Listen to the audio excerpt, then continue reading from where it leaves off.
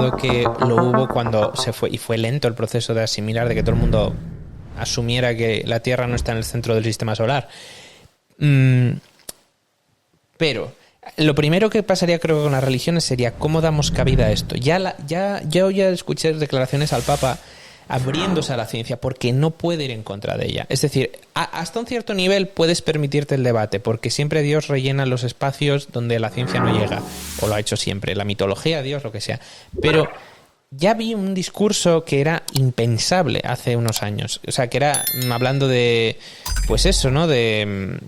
No sé exactamente cómo como era, de tantas ideas. La Iglesia necesita ese espacio fresco para renovar generacionalmente, porque no creo que, evidentemente, hay corrientes políticas, hay momentos, hay etapas en la historia de la humanidad en los que necesitamos más la fe, y siempre va a estar ahí la Iglesia abierta para que vayas, ¿no? La Iglesia, o como se llame, tu sitio al que vas a satisfacer estas necesidades. Entonces es necesario el pub. sí, a tu nivel, tu conexión con la comunidad, con la tribu, ¿no? Sí. En el nivel más tradicional de la palabra.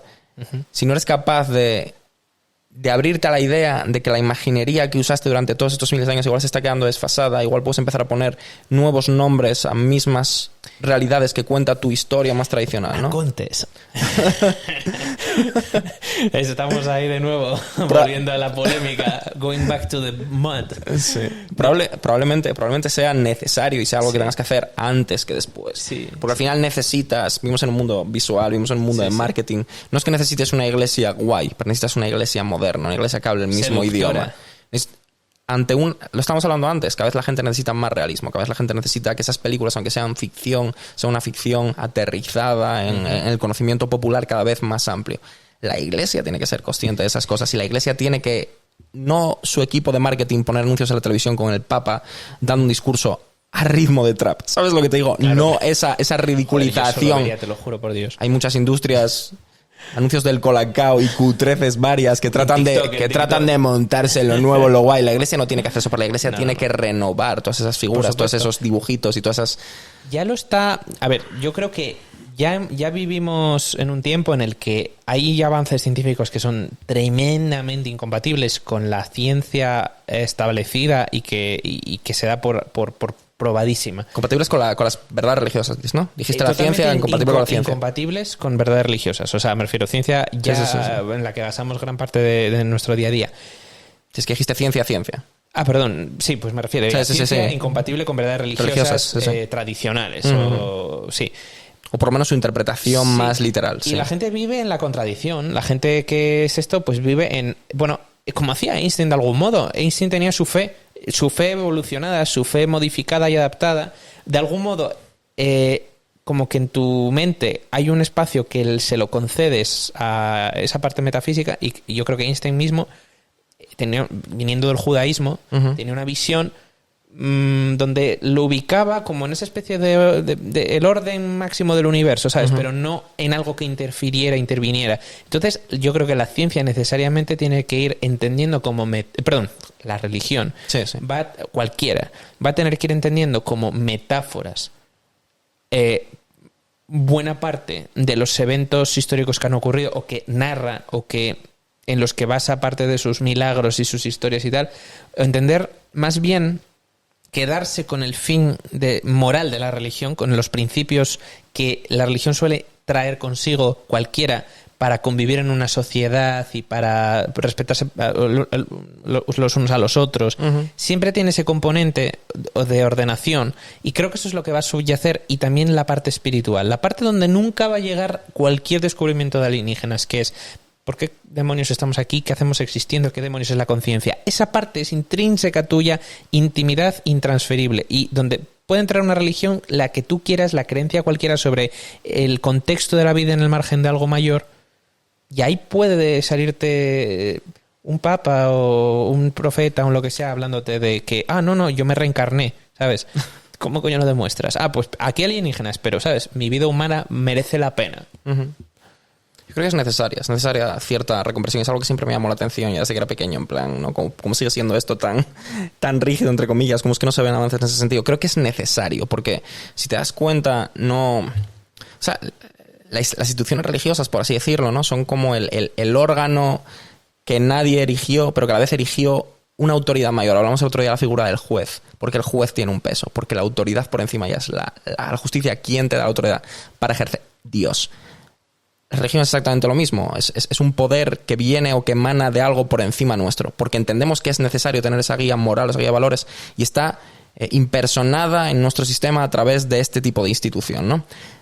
Si quieres dejar que ese papel que hasta ahora fue guardado con cuidado, a veces mejor, a veces peor, por estas instituciones religiosas. Si empiezas a dejar ese papel de narrar esa historia que inspira los valores que crees que son buenos para que tu civilización salga adelante, lo dejas en manos de gente que no está precisamente pensando únicamente en eso. Si dejas ese papel en Disney a través de las pelis de los Vengadores, que sean los que marquen la moralidad de la siguiente generación. Porque tiene un personaje más guay que Jesucristo. Iron Man es discutiblemente más guay que Jesucristo. Y vas a necesitar que los niños quieran escuchar una historia hecha a medida de su cultura, que empuje los valores que les interesan, pero que tenga también personajes, historias renovadas y seductoras, como dices tú muchas veces. Si no, eso va a desaparecer, porque va a desaparecer o va a quedar o va a tener cada vez un efecto menor culturalmente si no eres capaz de venderlo mejor a las nuevas generaciones. Si no tienes sin anuncios de redes sociales, no hace falta. Pero necesitas ir renovando eso porque la competencia es dura. Los charlatanes son muchos. El efecto mediático de producciones de miles de millones de euros en los que simplemente se trata de muchas veces transmitir la historia correcta, el valor correcto, pero que no dejan de ser representaciones del mundo capitalista en el que vivimos y que tienen sus propios intereses y sus propias agendas. Por eso es importante, ¿no? Sin ser yo la mayor persona religiosa de la historia, y probablemente tú tampoco, no creo que vayamos a misa todos los domingos. Mañana no toca misa, ¿no?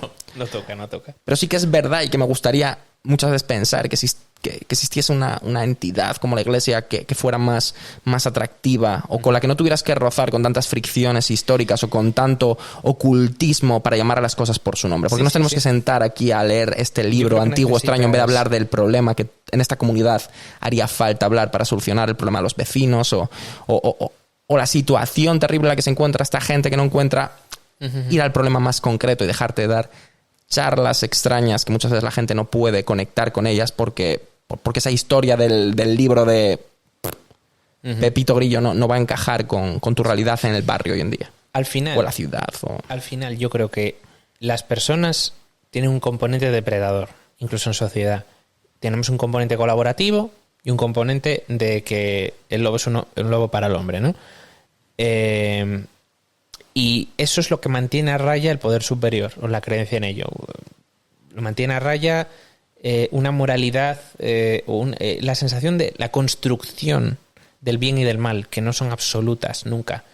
Cuando pierdes ese factor que te da la religión y los principios morales, pierdes cualquier noción de comportamiento en sociedad. Y al final lo necesitas. Lo necesitas para avanzar a cualquier lado, porque los humanos necesitamos una dirección. Necesitamos creer que esto está bien, creemos que esto está mal, no hacemos lo que está mal, hacemos lo que está bien y seguimos. Y eso lo tiene que dar de algún modo una entidad, real o no, pero algo que nos ordene y que respetemos en la gran mayoría de nosotros. Un ideal. Algo inalcanzable, un objetivo. Tiene que representar eso más allá. Porque en verdad, para sobrevivir en el mundo y en el día a día, el sistema, la gente, el grupo, la tribu te va a guiar. Al final vas a aprender por la experiencia de que el fuego quema, el hacer las cosas así no le gustan a la gente, el hacerlas asado te trae más enemigos que amigos. Al final te va a ir moldeando. Pero muchas veces ese no es el ideal. Es la manifestación de la realidad en tu cultura, en la vida que te tocó vivir, en tus circunstancias.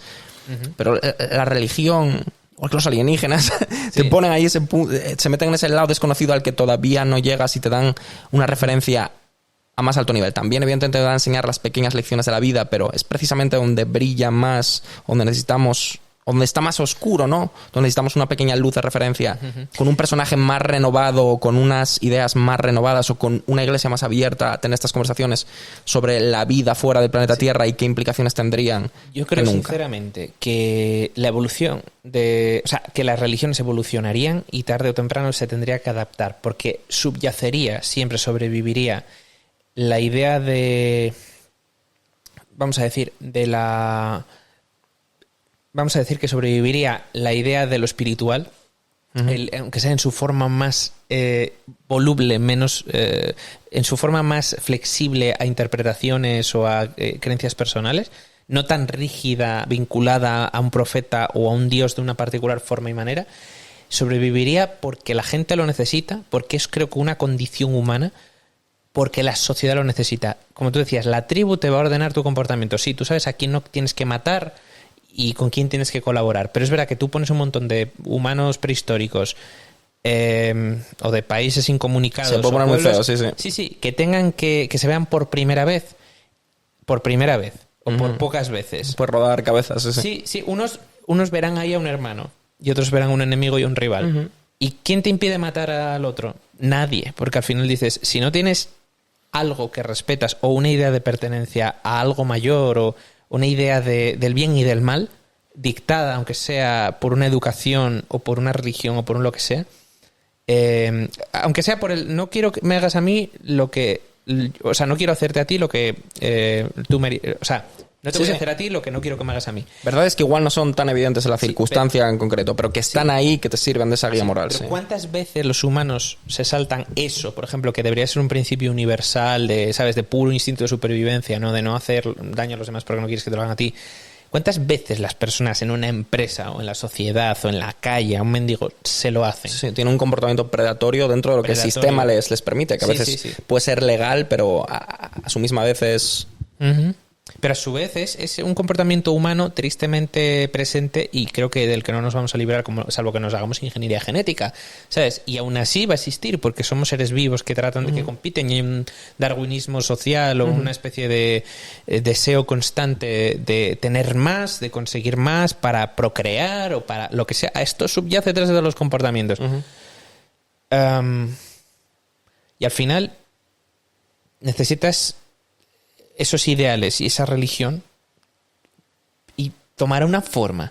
Quizás no será algo predecible, quizás preceptos religiosos y quizás pasen varias generaciones, hablamos de cientos de años, para que vayan conviviendo cada vez más con lo nuevo y menos con lo viejo. No creo que tengan cientos de años, por una sencilla razón. ¿En qué sentido cientos de años?